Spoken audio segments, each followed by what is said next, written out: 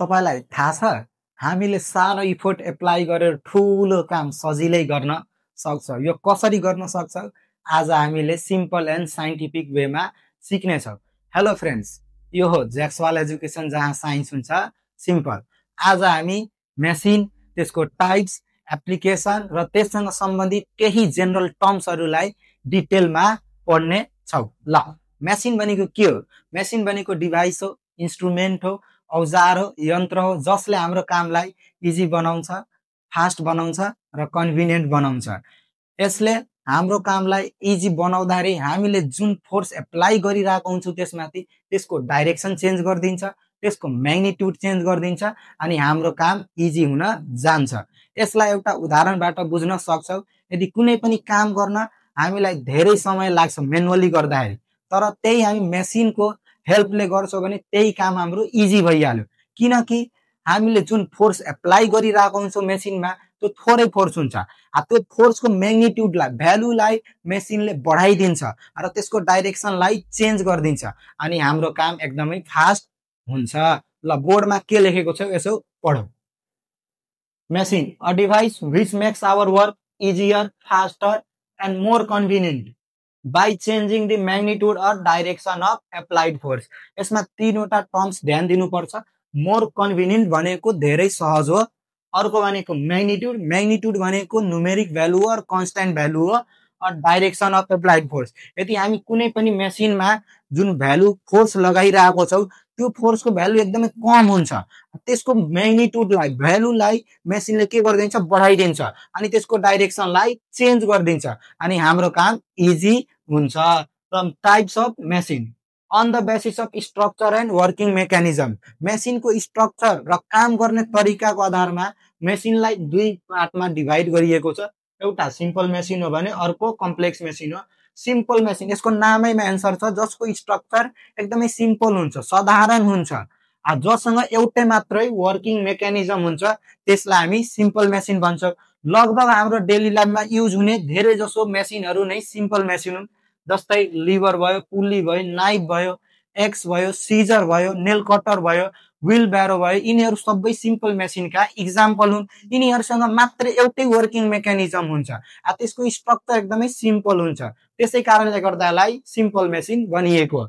अर्को type complex machine, यसको नामैमा answer छ। कम्प्लेक्स भनेको के हो? जटिल हो, हार्ड हो, जसको स्ट्रक्चर एकदमै हार्ड हुन्छ, जुन दुई वा दुई भन्दा बढी सिम्पल मेसिनको कम्बिनेसनबाट बनेको हुन्छ, त्यसलाई हामी कम्प्लेक्स मेसिन भन्छौँ। यो दुई वा दुई भन्दा बढी सिम्पल मेसिन मिलेर बनेको कारणले गर्दा यसको अर्को नाम भनेको कम्पाउन्ड मेसिन नै हो। त्यस कारणले गर्दा नकन्फ्युज हुनु होला। यदि तपाईलाई कम्पाउन्ड मेसिन र कम्प्लेक्स मेसिन दियो भने दुईटै एउटै हो। कम्पाउन्ड भनेको के हो? कम्बिनेसन हो। यसमा दुई वा दुई भन्दा बढी मेसिनको कम्बिनेसनलाई नै हामी कम्पाउन्ड मेसिन भनेको। जस्तै बाइक, कार, बाइसाइकल, अहिले जति पनि मोडर्न टेक्नोलोजी वाला डिभाइसहरू आइरहेको छ त्यो लगभग कम्पाउन्ड मेसिनका इक्जाम्पल नै हुन्। त्यस्तै गरी एप्लिकेसन अफ मेसिन, एप्लिकेसन भनेको के हो भने फिल्ड हो। कुन कुन सेक्टरमा मेसिनले हाम्रो कामलाई इजी बनाइरहेको छ, कसरी बनाइरहेको छ। एप्लिकेसन र एडभान्टेज दुईटै सेम नै हो। अब मेसिनका एप्लिकेसनहरू के हुन्? पहिलो एप्लिकेसन भनेको मल्टिप्लाई दि एप्लाइड फोर्स। यदि हामीले मेसिनमा कुनै पनि फोर्स लगाइरहेको छौँ त्यो फोर्सलाई मल्टिप्लाई गरिदिन्छ, त्यसको भ्यालुलाई इन्क्रिज गरिदिन्छ। त्यति मात्रै होइन, दोस्रो पोइन्ट के हो भने change the direction of force हो। यसले एप्लाइड फोर्सको डाइरेक्सन चेन्ज गरिदिन्छ। सपोज यदि हामीलाई इस्ट डाइरेक्सनमा फोर्स चाहिरहेको छ अनि हामीले वेस्टमा लगाउँछौँ भने त्यो वेस्ट फोर्सलाई इस्टमा चेन्ज गरेर हाम्रो वर्कलाई इजी बनाइदिन्छ अनि हाम्रो काम गर्ने गतिलाई पनि बढाइदिन्छ। Increase the speed of doing work. यदि हामीले कुनै काम गर्दाखेरि 10 मिनट लागिरहेको थियो, मेसिनको हेल्पबाट त्यसलाई हामी 5 मिनटमा सल्भ गर्न सक्छौँ। त्यस कारणले गर्दा मेसिनले हाम्रो स्पिडलाई पनि इन्क्रिज गरिदिन्छ। अनि लास्ट पोइन्ट के हो भने transfer the applied force from one into another. यदि सपोज हामीले कुनै पनि मेसिनको एउटा इन्डमा फोर्स लगाइरहेको छौँ त्यो फोर्सलाई अर्को इन्डमा ट्रान्सफर गरिदिन्छ। सपोज हामीले लेफ्ट साइडमा फोर्स लगाइरहेको छौँ मेसिनको अनि हामीलाई चाहिएको भनेको राइट साइडमा। अब मेसिनले के गर्छ भने लेफ्ट साइडको फोर्सलाई ट्रान्सफर गरेर राइट साइडमा गरिदिन्छ अनि हाम्रो वर्क इजी र फास्ट भइहाल्छ। ल अब हामी general terms used in simple machine पढ्छौँ। यो सबैभन्दा मोस्ट इम्पोर्टेन्ट टपिक हो। जबसम्म हामीलाई सिम्पल मेसिनको टर्म्सहरू आउँदैन तबसम्म हामी सिम्पल मेसिनलाई राम्रोसँग बुझ्न सक्दैनौँ अनि न्युमेरिकल पनि गर्न सक्दैनौँ। त्यस कारणले गर्दा हामीलाई compulsory terms related to simple machine आउनै पर्छ। यसलाई म तपाईहरुलाई डिटेलमा बुझाउँछु। ल general terms used in simple machine. First one is load. Load भनेको के हो भने कुनै पनि मेसिनले लिफ्ट गरेको अब्जेक्टको वेटलाई नै हामी लोड भन्छौँ। यसको सिम्बल भनेको यल हुन्छ। यसको एसआई युनिट न्युटन हो किनकि लोड वेट भएको कारणले गर्दा यसको एसआई युनिट न्युटन भएको हो। त्यस्तै गरी इफोर्ट। इफोर्ट भनेको के हो भने कुनै पनि मेसिनमा हामी जुन फोर्स लगाइरहेको हुन्छौँ त्यसलाई इफोर्ट भन्छौँ। यसको सिम्बल ई हुन्छ। यसको एसआई युनिट न्युटन हो किनभने फोर्स र वेट दुईटैको एसआई युनिट न्युटन हो। त्यसरी फलक्रम। फलक्रम भनेको सिम्पल मेसिनको फिक्स्ड पोइन्ट हो। त्यही पोइन्टमा सिम्पल मेसिन फ्रीली रोटेट गर्छ त्यसलाई फलक्रम भन्छौँ। यसको सिम्बल यफ हुन्छ। Load distance. अब डिस्टेन्स भन्ने बित्तिकै तपाईहरुलाई थाहै छ डिस्टेन्स भनेको लेन्थ हो। लेन्थ हुनको लागि कमसेकम दुईवटा पोइन्ट चाहिन्छ। त्यस्तै गरी यसमा लोड डिस्टेन्स भनेको distance between load and fulcrum हो। यसको सिम्बल एलडी हो। यसको एसआई युनिट मिटर हो किनकि लेन्थको एसआई युनिट हामी मिटर पढेको छौँ फन्डामेन्टल क्वान्टिटीमा। यसको अर्को नाम भनेको लोड आर्म हो। अब लोड आर्मलाई हामीले कसरी डिफाइन गर्न सक्छौँ भने the distance move by load is called load arm. Effort distance. त्यस्तै गरी इफोर्ट डिस्टेन्स भनेको distance between effort and fulcrum is called effort distance. यसको सिम्बल इडी हो र यसको एसआई युनिट मिटर हो। यसलाई हामी इफोर्ट आर्म पनि भन्ने गर्छौँ। इफोर्ट आर्म किन भन्छौँ कि भने यस distance move by effort is called effort arm भन्ने गरिन्छ। ल अब यसलाई हामीले एउटा फिगरबाट बुझ्छौँ। यहाँ मैले एउटा फिगर बनाएको छु। त्यो फिगर भनेको सिम्पल मेसिनको एउटा टाइप नै हो, लिभर हो। यसमा दुई तीनवटा स्ट्रक्चर बनाएको छु। एउटाबाट लोड सो गरिरहेको छु भने अर्कोबाट इफोर्ट र सानो एउटा स्मल ट्रायंगल बनाइरहेको छु त्यो भनेको फलक्रम हो। अब हामी लोड इफोर्ट र फलक्रम कसरी चिन्ने, सिम्बल फर्मबाट कसरी चिन्ने त्यो तरिका बुझौँ। ल कुनै पनि सिम्पल मेसिनमा सर्कुलर स्ट्रक्चर बनाइदियो, रेक्टेंगुलर स्ट्रक्चर बनाइदियो, कुनै पनि पोलिगोनल स्ट्रक्चर बनाइदियो भने बुझिहाल्नु पर्छ त्यो लोड हो अनि त्यसमा केही भ्यालु दिएको हुन्छ। जस्तै गरी मैले यहाँ एउटा सर्कुलर स्ट्रक्चर बनाएको छु त्यो लोडको सिम्बल हो। अनि एउटा सिम्पल मेसिनमा इफोर्ट चिन्दाखेरि कसरी चिन्न सक्छौ भने कुनै पनि मेसिनमा डाइरेक्सनल वाइज एरो सो गरिरहेको छ भने त्यो इफोर्ट हो। अनि मेसिनको तलपट्टि एउटा स्मल ट्रायंगुलर स्ट्रक्चर बनाइदियो भने त्यसलाई हामी फलक्रम भन्ने गर्छौं। अब त्यही फलक्रम र इफोर्ट बिचको डिस्टेन्सलाई इफोर्ट डिस्टेन्स भन्छौं भने फलक्रम र लोड बिचको डिस्टेन्सलाई लोड डिस्टेन्स भनिन्छ। Mechanical advantage. मेकानिकल एडभान्टेज भनेको के हो भने हामीले जुन फोर्स सिम्पल मेसिनमा लगाइरहेको छौं त्यो फोर्स कति टाइम्स मल्टिप्लाई भयो, कतिले इन्क्रिज भयो त्यसैलाई नै हामी मेकानिकल एडभान्टेज भन्छौं। यदि सपोज हामीले 2 न्यूटन फोर्स लगायो अनि हाम्रो फोर्स 4 न्यूटनमा चेन्ज भइहाल्यो यसको मतलब भनेको हाम्रो फोर्स 2 गुणालाई बढ्यो। त्यही नै के हो मेकानिकल एडभान्टेज हो। यसको म्याथमेटिकल डेफिनेसन भनेको के हो भने ratio of load to effort हो। यसको सिम्बल यमे हुन्छ। यो युनिटलेस क्वान्टिटी हो। यो फ्रिक्सनल फोर्सबाट एफेक्टेड हुन्छ। यो किन फ्रिक्सनल फोर्सबाट एफेक्टेड हुन्छ किनकि यो फोर्समा डिपेन्ड छ। फोर्समा डिपेन्ड भएको कारणले गर्दा केही हाम्रो इनपुट एनर्जी वेस्ट भइहाल्छ। त्यस कारणले गर्दा यो फ्रिक्सनमा बाट एफेक्टेड हुन्छ। यसलाई म्याथमेटिकली हेर्दाखेरि M is equal to load by effort हो। अनि लोडको एसआई युनिट हामीले के पढ्यौ न्यूटन पढ्यौ। त्यसरी इफोर्टको एसआई युनिट पनि के पढ्यौ न्यूटन पढ्यौ। यो रेशियोमा सेम युनिट भएको कारणले गर्दा क्यान्सल भयो। त्यस कारणले गर्दा यसलाई हामी युनिटलेस क्वान्टिटी पनि भन्ने गर्छौं। एउटा क्वेशन पनि सोधिरहेको छ व्हाई यम इज अ युनिटलेस क्वान्टिटी। हामी भन्न सक्नुपर्छ it is a simple ratio of two same physical quantities that is forces हो।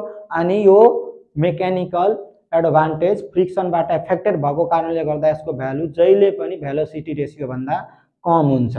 अनि भेलोसिटी रेशियो भनेको के हो भने मेसिनको काम गर्ने फास्ट वर्किङ क्यापेसिटीलाई नै हामी के भन्ने गर्छौँ भेलोसिटी रेसियो। यसको मतलब भनेको हाम्रो मेसिनले कति छिटो छिटो काम गर्यो त्यसलाई नै भेलोसिटी रेसियो भनिन्छ। यसलाई म्याथमेटिकली बुझ्दाखेरि के बुझ्न सक्छ भने ratio of effort distance to load distance हो। यसको सिम्बल भनेको भिआर हुन्छ। यो पनि युनिटलेस क्वान्टिटी हो तर यो फ्रिक्सनल फोर्सबाट एफेक्टेड हुँदैन अनि यसलाई हामी स्पिड रेसियो पनि भन्ने गर्छौँ। यसलाई म्याथमेटिकली हेर्दाखेरि VR is equal to ED by LD हुन्छ। यो फेरि फ्रिक्सनल फोर्सबाट एफेक्टेड हुँदैन किनकि यो डिस्टेन्समा डिपेन्ड छ। डिस्टेन्स कहिले पनि डिस्टेन्सलाई कहिले पनि फोर्सले एफेक्ट गर्दैन।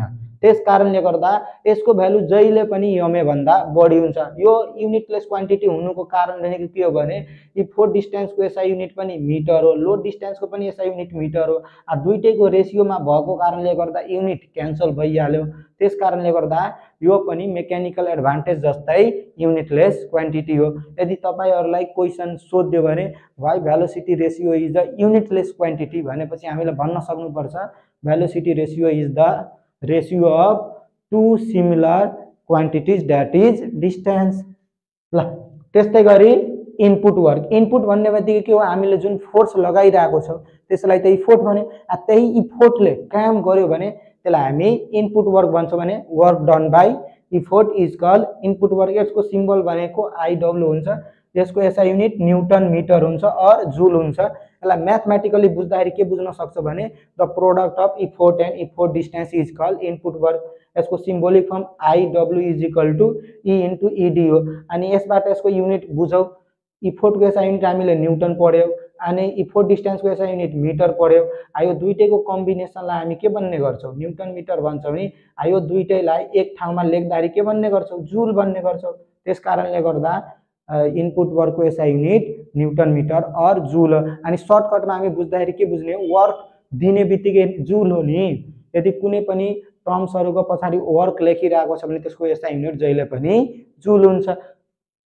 त्यसरी आउटपुट वर्क भनेको जुन हामीले फोर्स लगायौं त्यसपछि लोड मुभ गर्छ नि त्यो लोडले कति काम गर्यो त्यसलाई हामी आउटपुट वर्क भन्छौं। त्यसकारणले गर्दा यसको डेफिनेसन के हुन्छ भने work done by load is called output work. यसको सिम्बल भनेको ओडब्ल्यू हुन्छ।